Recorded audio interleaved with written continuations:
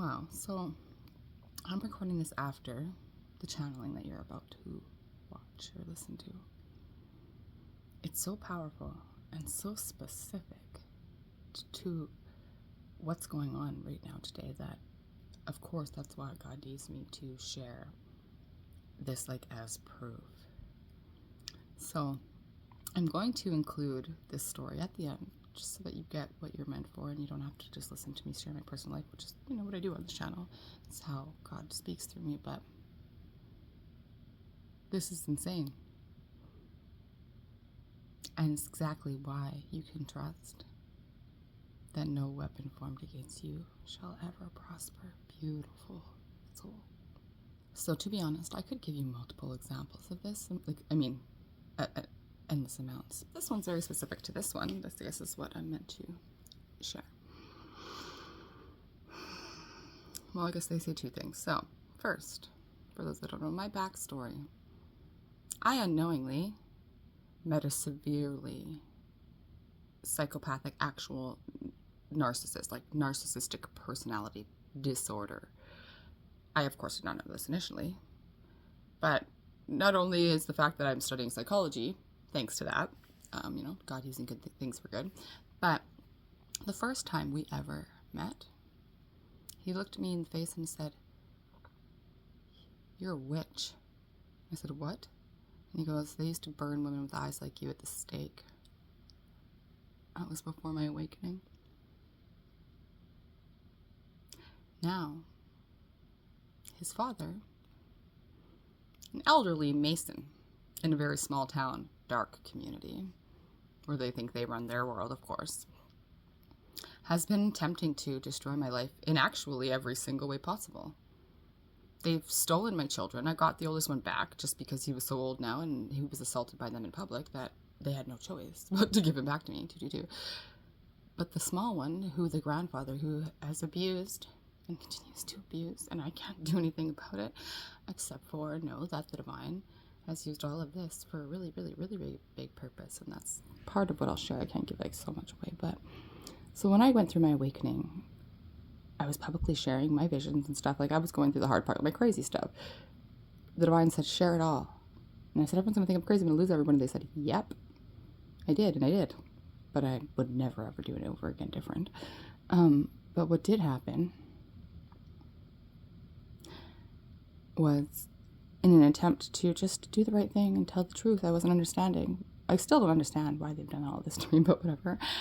The divine has used it now for such broad scale good that it blows my mind. And so I've always been a very intelligent person. Very, very, very, very much. Not just so cocky, but I just always was very smart. And dedicated, though, to learning and to understanding things. When I came through my awakening, the reason people, I think, now might, who do trust in a lot of what I say, think that what I was saying back then was totally cuckoo, was because I was attributing a lot of my visions of myself with my twin flame divine masculine to a false twin, which was part of my path.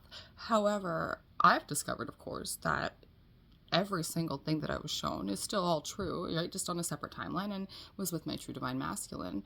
But everything else, that's why now it all makes sense. Before there were so many holes, right? And I was like, that doesn't make sense for him and I, with the life, I didn't see that being feasible because it wasn't. It was me and my true twin, which the divine has used all of their shit now to really just align me with, which sounds silly considering that, for the first time ever, we're actually not in communication, but all with very, very much purpose, right? And so now I'm here. I was redirected. I've been in the same town as him for a while. When I got here, things were just literally amazing. We don't have to talk. We never did, but we would for hours and hours and hours. About nothing, about things, just whatever, for years, forever. Sometimes lots of words, sometimes no words, And when I showed up here, it was we had never had a plan, of course. But things just developed so naturally, you know what I mean? It was obvious that, I was here and we should be together now. Only we had a shit ton of karmic influences. Mine from my old past hometown, who he obviously had connections with, followed me like they have for years. Oh yeah, backtrack story. They want me to tie the old one up before I jump to the new one. On my way to BC from Alberta and attempting to get my son back again. I was granted a protection order after multiple reports of abuse were given to child services. But child services still hasn't acted. Like, they are so disgusting. Like, in Alberta, I have so many complaints against them right now. It's not even funny, but anyways. So I went to the judge and I got a protection order. Again, it was like my 10th one. Because of the corruption with the Masonic connections, the judge at my Edmonton EPO hearing broke so many laws to allow them to biasly just revoke my EPO. And I'm not just meaning like, oh, you sad loser. Oh, no. He went against everything. They were allowed to pass their frickin' completely fabricated, lie, malicious response to my statement in the courtroom. Gave me no time to respond. The legal aid lawyer that was standing there that day waiting for me to help me represent was the old agent of my ex's first lawyer on this matter. Conflict of interest. She says, oh, don't worry, it'll just be fine. Oh, she gets up there and deliberately starts going against exactly what her and I just discussed, not knowing that I was recording in my pocket the whole time. Now, due to the laws in Alberta, I, of course, can't actually do anything with those recordings legally, or, I could they'll just throw me in prison. So thankfully, they've all just been transcribed, and, they can check them with their own damn cameras. But either way, I then stop in the middle and I say, I'm self-representing, she's misrepresenting me. They go, okay, make a whole smoking pony show like they usually do. You can talk. They let me go walk all the way up to the front. They didn't even let me speak. They've yet to. That happened again at a JDR last summer. But anyway, sorry. So all this stuff, what does God use that for good? Well, at the beginning of my awakening, what I was saying was, me and my twin flame do something that humans have never done before. Like, me and my twin flame are the first of something. I still don't know what that exact something is. But I was also shown that, like, we do big stuff. Like, I was seeing, like, visions of us at different places and stuff that I've been seeing now consistently for, 5-6 years. Yes, of course, the false twin journey was for the first several years, but it doesn't mean anything to me. It was my soul's memories and my soul's stuff that I was trying to make sense of as a growing fucking psychic into all of these clairsenses. I have literally every psychic gift that I can come across. I have that. And so it's really been a lot of integration, right? And so they said, like, yeah, I was going to accomplish so many things and change things, like, on such a broad scale. Like, the first couple of psychic readings that I ever got, and the only ones really that I ever reached out for before I realized how gifted I was, they all said, like, the same similar thing, like, oh my God, what you do for the world, like makes me uncomfortable, or made me uncomfortable, especially back then, because I had no fucking clue, and I was like, what do you mean? What am I going to do for the world? Like, I always knew I had this very strong just capability for whatever. I used to make jokes and say, yeah, I'll rule the world one day if I want to. But now, in the time that me and my children have been abused and attacked, and then been served so much more and more and more and more and more and more and more systemic, social, judicial, like every type of just abuse and unfair bias treatment ever, like the divine's used all of that to now, like, make such big change it's not even funny. And because it hasn't all played out yet, my karmics are still all sitting over there laughing, thinking that they're winning and pulling one over, and that, like, life is gonna just continue on. Like, this ain't a whole new fucking ball game and world that's about to boom, boom, pow. Like, quite literally, it's so fascinating to me that the divine, like, everything. But now, fast forward to now. So here I am in this town. We get all sorts of karmic influence. So those people, of course, because I'm only 5 hours away and they have lots of connections here too, do their thing here. I start practicing out of a place that I knew I was going to be staying long, because the divine said, you're only here for bait. And I said, what do you mean? They said, well, we're going to be sending people to you at this shop in Kamloops, and you're just going to do your thing like you do and play stupid. Being underestimated has always been my greatest power, so I use it wisely. Anyways, and so that's what they did. And I sat there for a few weeks, bored, not enough traffic, playing dumb, letting people steal ideas from me, telling people things just to see, just, it sounds malicious, but, like, when you're working for God and these people are lying and doing this and you're just working in the name of truth, it's allowed. It's actually, they make me do it. And so I'm just this beautiful bait. And it's nuts what's come of it now. Like, just nuts. So here I am in a house. I've been under crazy psychic attack from Coven and whatever the fuck else, and pastor and just like, all sorts of religious freaks over here and fucking wannabe psychos. And like a little tiny bit because they're trying so hard right now, and just because like I wanted to just see. And the divine also says like each time I level up I do get a little bit sensitive, which is why I'm supposed to be on like outskirts of me. Like I'm not supposed to live amongst the people. Like I'm supposed to of course love all the people as an earthbender, but like I'm too powerfully gifted. Like I'm supposed to very much protect my energy, even though like we do like in the energetic field, like literally I just can't have any human interaction when I'm under that heavy psychic attack, they say. But my kid's got a girlfriend, and so I broke the rules. I know.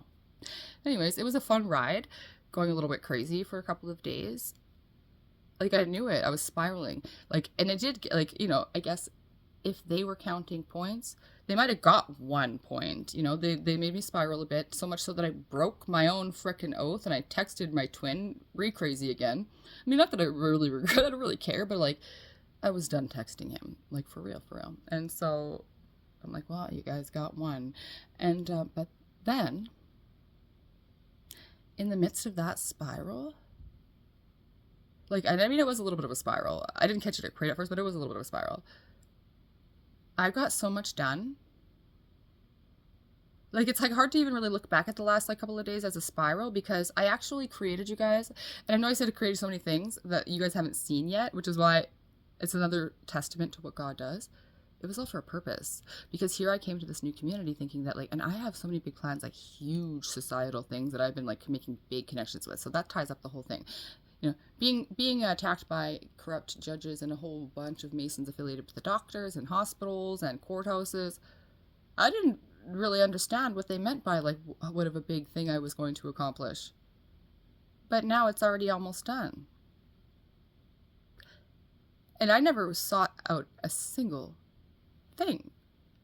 It all was stuff that was done to me, at me, and they, I guess, just doubted my psychic gifts the whole time, and the ability of the divine to like connect me with the right people, because the stuff that they're doing is so big that like I probably wouldn't have been able to get the proper assistance, had it had not been so excessive. You know what I mean? Like, and so now the domino effect. I'm gonna cry. Like, I never ever thought I would change the world, but I already have. Even if nobody sees it except for me and God. Even though people are seeing it. And will see it. Like, actually, you guys. They've tried to kill me. They've tried to kill me so many times. When I almost was coming here, like in last November, I was making plans to come here to BC from Alberta after that EPO that I was just discussing. They got it revoked. Then next morning, of course, I was on the phone with CPS when police came and said they didn't even have any documents either, and the parenting order that they were trying to reference had already been dismissed, and I was told that it wouldn't be enforceable because it had so many errors, which isn't a lie. It was illegally written biased towards my ex, and which is why I was being effed. And so these 2 cops come, and they don't even have any paperwork, but they say we're here to take it. And I said, no, you're not. I said, first of all, you don't have paperwork, and I'm on the phone with CPS. And I explained it to the cop. We got along so well. And he actually said, okay, well, it's in my rights, and he's not wrong. I do my research. I know what the Police Act says. It's in my rights to not take your son back to the abusive party, like my claiming the abuse. He just, alligator, whatever, all their bullshit terminology just to lie. So, yeah, he says, okay, if you're on the phone, and I was literally on the phone, like in his face with child services. He goes, well, I'll come back then in a couple of hours and see if you've gotten an order, or something, like legitimately, which was fair. And I was like, perfect. I was actually so stoked. I'm like, look, one honest police officer. Look at that. I went to the washroom. My son was in my bed. I was making breakfast for him in the kitchen, and I went to the kitchen bathroom. My son said something, so I ran upstairs, and then I look out my bedroom window, and the cops are still sitting there outside my house, and it had already been like 10 minutes. I'm like, what's happening? And I see them on the phone. I'm still on hold or something. Oh no, that's right, child services is supposed to be calling me back. He knocks on the door again, so I go downstairs. He starts to come in at me, and it scared me, because he's a tall guy, and I was like, what the fuck? Demeanor totally changed. And he looks down at me, and he goes, when I come back here at the end of the day, if you haven't figured it out, are you going to let me take your son? And I said this as a joke because like him and I were just getting along so well. And I laughed. I went, of course not. I was assaulted so severely in his attempt to handcuff me to take my child back. He twisted my arm first behind my back so hard. Like, I'll show you guys. Hopefully I can clip it in this video. If I don't, I'll link it later on because I got all the evidence. Anyways, my elbow's been screwed ever since. Like, he screwed something in my elbow joint. And now I was already, thankfully, leaving a very karmic blip accident where I'd gotten pregnant. Because I didn't want to be with him or have that baby, I think it's a blessing that that cop who threw his body on me on the ground in the middle of November in Edmonton last year caused me a miscarriage that same day at 13 weeks pregnant. I didn't want that baby, and I feel bad for saying that because I want a baby so bad, and I've lost so many babies, you know? Like, it was a really fucked up situation for me to be in. But trust when I say I grew and a lot of lessons came from it. I then was told by the Alberta government that I don't qualify as a victim because it's his word against mine, and he says he was doing the right thing. I got absolutely no support, no help, no assistance. I actually got further attacked because that's the Masons there in Edmonton. The police officer who investigated it actually told me that I better find a way to befriend the police. I cried to her as I told her I had never done anything wrong to the police since I was a little girl. I was attacked. I said, how am I supposed to do that? I don't understand why this is happening now, and I'm not getting any help, I said. I'm still in that position technically, but like, not for long. I took him again. I tried to flee. We got to BC. We were set to be in front of a judge here. We were at a women's shelter. In less than 24 hours, they found me, arrested me, took my notebook full of my just like scribbles and stuff. But no, I've had some past life memories of them doing that since I was like a prophet in caves in Italy. But anyways, I just keep growing, and as I grow, so does my arsenal of information, of evidence, you know? Like, it's just nuts. Like, I have so up-leveled my life and stature and connections and things, like things I already have never thought, like, how would I ever do that and accomplish those things and meet those people? Done. Now let's fast forward to now. In addition to exposing themselves here all over the place, one after another, which is why, again, they're trying to kill me. I don't know what they did to the house, but I started getting visions during my spiral. Whereas, like, so my kid was being pushed against me. Like I said, I reached out to my twin in a fucking spiral again because I was getting crazy, crazy visions that I didn't like or understand. And I kept asking the divine for clarity, and they just kept coming. So then I was like, no, like there's something here. Well, the divine did use that. They used that spiral to, not only did I create 2 whole new sets of tarot cards, designed the guidebooks, like because I was about to launch a couple of decks anyways. He was like, I don't know, I just wanted to go from like 1 to 10. So you guys could have a bunch of options and I'll start using them on the channel. Because I'm ready now. And, but yeah, like, I mean, like, a machine amount of work during that spiral. But also what happened during that spiral was I wouldn't have been, I think, like, paranoid enough, usually, because I'm so confident, right? To really take seriousness of a very, very, very real physical threat. Like, my house not being stable. I thought I was like, that was a delusional one, because in the middle of my delusional spin, I thought, like, that's got to be them fucking with me.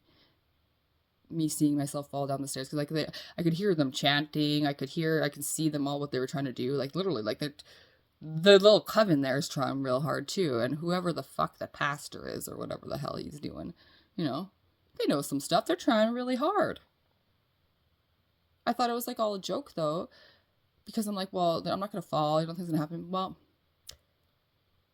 the foundation of this house is fucked. The house I'm moving out of anyways. The house I'm like already out, packed and ready to go.